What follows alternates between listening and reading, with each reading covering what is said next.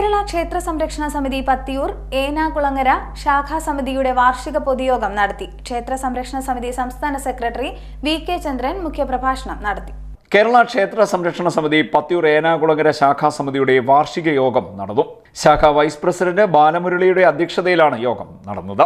ക്ഷേത്ര സംരക്ഷണ സമിതി സംസ്ഥാന സെക്രട്ടറി TK ചന്ദ്രൻ മുഖ്യപ്രഭാഷണം നടത്തി. നമ്മൾ നിയമം പാലിക്കണമെന്ന് ആഗ്രഹിക്കുന്ന ആളുകളാണ്. നിയമത്തിന്റെ ചട്ടക്കൂട്ടിൽ നിന്ന് പ്രവർത്തിക്കണമെന്ന് താല്പര്യമുള്ള ആളുകൾ എങ്കിലും മാത്രമേ നമുക്ക് മറ്റുള്ളവരെ അനുസരിപ്പിക്കാനും അനുശീലിപ്പിക്കാനും ഒക്കെ സാധിക്കൂ.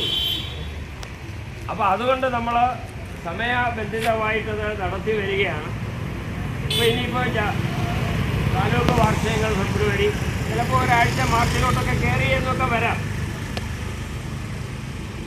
അപ്പോൾ അങ്ങനെ ഒരു വ്യവസ്ഥയുടെ ഭാഗമായിട്ടാണ് കേരളം ഒട്ടാകെയുള്ള ശാഖാ സമിതികളിൽ 548ഓളം ക്ഷേത്രങ്ങൾ നമുക്കുണ്ട്. ഇതേപോലെ ചെറുതും വലുതുമായിട്ടുള്ള ക്ഷേത്രങ്ങൾ. ശാഖാ സമിതികൾ അതിൽ കൂടുതലുണ്ട്.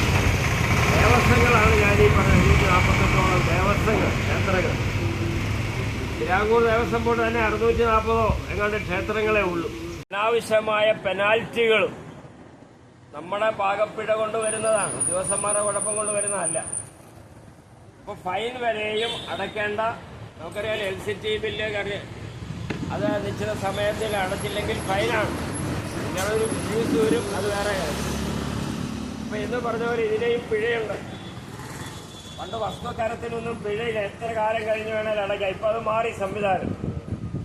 കറണ്ട് ഇയറിൽ അതാത് ഇയറിൽ ശാഖാ സെക്രട്ടറി സുഭാഷ് വാർഷിക റിപ്പോർട്ടും ട്രഷറർ അജിത് പ്രസാദ് വാർഷിക കണക്കും അവതരിപ്പിച്ചു. സമിതി ജില്ലാ സെക്രട്ടറി D സുരേഷ്, ജില്ലാ ദേവസ്വം സെക്രട്ടറി സുനിൽ എന്നിവർ സംസാരിച്ചു. പുതിയ ഭരണസമിതി ഭാരവാഹികളെ തെരഞ്ഞെടുത്തു. പ്രസിഡന്റായി ബാലമുരളിയെയും വൈസ് പ്രസിഡന്റായി വാമദേവൻ, രേഖ എന്നിവരെയും, സെക്രട്ടറിയായി ഉദയനെയും, ജോയിന്റ് സെക്രട്ടറിമാരായി സുരേഷ്, സുമിത്ത് എന്നിവരെയും, ട്രഷററായി അജിത് പ്രസാദിനെയും, ദേവസ്വം സെക്രട്ടറിയായി സുഭാഷിനെയും തെരഞ്ഞെടുത്തു. കലേഷ് മണിമന്ദിരം, ബിനു, ശംഭു, അരുൺകുമാർ, രാജൻ, വിനോദ്, ഉല്ലാസ് എന്നിവരാണ് എക്സിക്യൂട്ടീവ് അംഗങ്ങൾ.